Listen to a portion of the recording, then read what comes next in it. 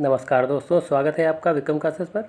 हिंदी के महत्वपूर्ण प्रश्नों के साथ में जो सभी वनडे एग्जाम में काफ़ी महत्वपूर्ण है। तो चलिए शुरू करते हैं अपने पहले क्वेश्चन से।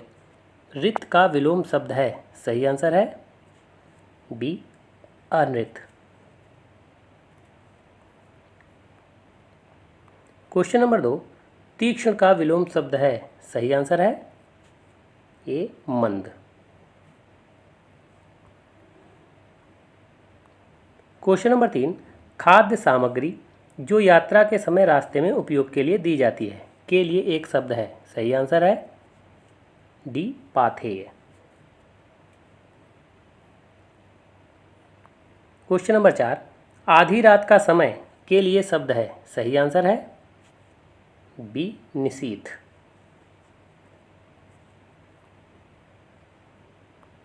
क्वेश्चन नंबर 5, निम्नलिखित में मुद्री का तत्सम है, सही आंसर है ए मुद्रिका। क्वेश्चन नंबर 6, निम्नलिखित में तद्भव तत्सम शब्दों का मिलान सही नहीं है, सही आंसर है सी कपास। कपास का जो तत्सम होता है वो होता है करपास। 21 का एकविंशति, कपूत का कुपुत्र और खप्पर का खरपर। क्वेश्चन नंबर 7, निम्नलिखित में घोड़ा का सही पर्यायवाची है, सही आंसर है ए रविसुत सैंधव बाज, और ये हम न होकर के है होगा। जबकि केतन अनंग मनमथ मार ये कामदेव का पर्यायवाची है। उत्पल कोकनद इंदिवर पदम ये कमल का पर्यायवाची है। पंचानन केहर नाहर और शार्दुल ये शेर का पर्यायवाची है।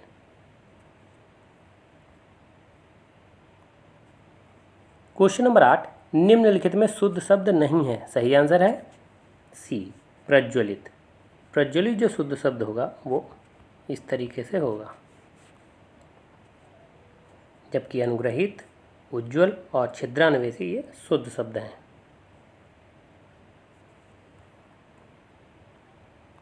क्वेश्चन नंबर 9, निम्नलिखित में कौन सा वाक्य शुद्ध है, सही आंसर है बी यह आंखों देखी घटना है। क्वेश्चन नंबर 10, यह गाय अधिक दूध देती है, उक्त वाक्य में अधिक विशेषण किसकी विशेषता बता रहा है, सही आंसर है बी दूध की। चूंकि कह रहा है ना ये गाय अधिक दूध देती है, तो दूध की विशेषता क्या है, अधिक। क्वेश्चन नंबर 11, हथकड़ी में कौन सा समास है, सही आंसर है ए तत्पुरुष समास। हथकड़ी का मतलब होता है हाथ के लिए कड़ी। के लिए क्या है, विभक्ति है जो संप्रदान कारक में प्रयोग की जाती है।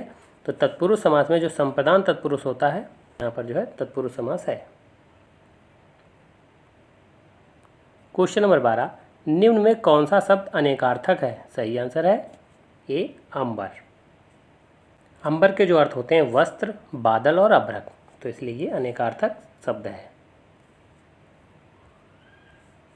क्वेश्चन नंबर 13, अनुवीक्षण का सही संधि विच्छेद है, सही आंसर है सी अनुधन इक्षण। और अनुवीक्षण में जो है वो यण संधि है। जिन शब्दों की शुरुआत आ, आधि, ना और वा से होती है तो उसका हमेशा जो उपसर्ग होगा वो अनु होगा। क्वेश्चन नंबर 14, शब्दालंकार के कुल कितने भेद हैं, सही आंसर है ए 7। अनुप्रास अलंकार, यमक अलंकार, श्लेष अलंकार, वक्रोक्ति अलंकार, विप्सा अलंकार, पुनरुक्ति अलंकार और पुनरुक्त वदाभास अलंकार। तो ये कुल 7 अलंकार जो हैं शब्दालंकार के भेद हैं।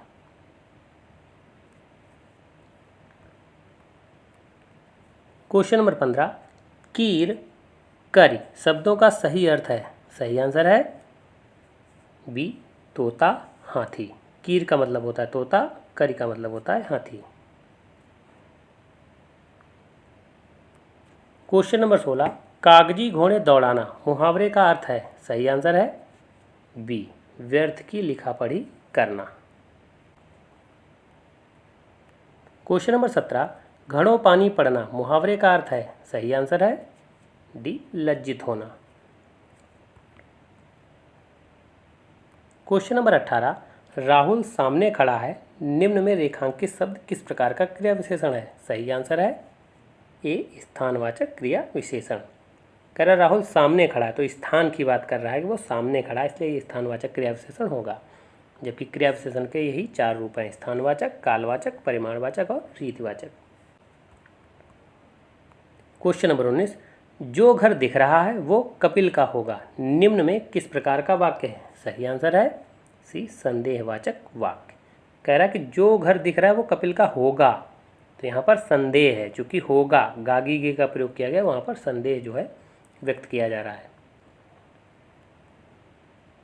क्वेश्चन नंबर 20, रागड़ी बोली कहाँ बोली जाती है? सही आंसर है डी, हरियाणा में। क्वेश्चन नंबर 21, हिंदी वर्णमाला में स्वरों की संख्या कितनी है? सही आंसर है बी, 11। अगर 11 ऑप्शन में ना हो, वहाँ पर 13 दिया हो, तो फिर 13 जो है लगाएंगे। क्वेश्चन नंबर 22, अनुस्वार किसका कार्य करता है? सही आंसर है ए, पंचम वर्ण का। क्वेश्चन नंबर 23, बचैया शब्द में प्रत्यय है? सही आंसर है डी, अया। क्वेश्चन नंबर 24, हाथी का स्त्रीलिंग शब्द है? सही आंसर है बी, हाथिनी, ना कि हथिनी। क्वेश्चन नंबर 25, हठ हमीर निम्नलिखित में किसका नाटक है? सही आंसर है ए, प्रताप नारायण मिश्र। तो हठ हमीर क्या है? ये नाटक है। तो क्वेश्चन इस तरीके से भी पूछा जा सकता है। क्वेश्चन नंबर 26, दैनिक जागरण में संवाददाता के पद के लिए किसे आवेदन पत्र लिखेंगे? सही आंसर है सी, संपादक महोदय को। क्वेश्चन नंबर 27, कमरे के बीच में पंखा लगा है, निम्न में किस प्रकार का कारक है? सही आंसर है बी, अधिकरण कारक। अधिकरण कारक की जो विभक्ति होती है में, पे, पर होती है। इसके अलावा भीतर, ऊपर, नीचे, यहाँ, वहाँ, बाहर, अगला, पिछला, तो इस तरीके से अगर शब्द दिए हों तो वहाँ पर भी अधिकरण कारक होगा। और अधिकरण कारक को अगर आसानी से आप समझना चाहते हैं तो ये एक प्रकार की प्रीपोजिशन है। अगर आप इसी वाक्य को देखें तो कह रहा है कमरे के बीच में पंखा लगा है, तो आप ऐसे नहीं समझ सकते हैं कि ये किस प्रकार का कारक है। जैसे आपने देखा कि बीच, बीच आपको पता है कि ये एक प्रकार से प्रीपोजिशन है, तो इस तरीके से आप आसानी से समझ पाएंगे। तो प्रीपोजिशन में जिन शब्दों का प्रयोग किया जाता है वही शब्द अधिकरण कारक में भी प्रयोग किए जाते हैं। क्वेश्चन नंबर 28, पंचकन्या में कौन शामिल नहीं है? सही आंसर है डी, कौशल्या। पंचकन्या में कुंती, मंदोदरी, द्रौपदी, अहिल्या और तारा, ये लोग शामिल हैं। क्वेश्चन नंबर 29, मुझे एक व्यक्ति मिला जो बहुत पढ़ा लिखा था, निम्न में किस प्रकार का उपवाक्य है? सही आंसर है बी, विशेषण उपवाक्य। विशेषण उपवाक्य का मतलब होता है कि जब कोई उपवाक्य मुख्य वाक्य की किसी संज्ञा के विशेषण का काम करे। अब आप इसी वाक्य को देखें, मुझे एक व्यक्ति मिला जो बहुत पढ़ा लिखा था, तो व्यक्ति मिला ये एक संज्ञा है और उसका उपवाक्य जो बहुत पढ़ा लिखा था, और उसकी विशेषता क्या है? बहुत, तो ये विशेषण हो गया। तो इस तरीके से ये विशेषण उपवाक्य होगा। और जो, जैसा, जितना, जिस, जब, इनसे शब्दों की शुरुआत होती है तो वहाँ पर जो है विशेषण उपवाक्य होगा। तो ये सीधी पहचान है कि जो बहुत पढ़ा लिखा था, तो जो से शुरुआत हो रही है, तो जो क्या है? विशेषण उपवाक्य होगा। और उपवाक्य 3 प्रकार होते हैं, संज्ञा उपवाक्य, विशेषण उपवाक्य और क्रिया विशेषण उपवाक्य।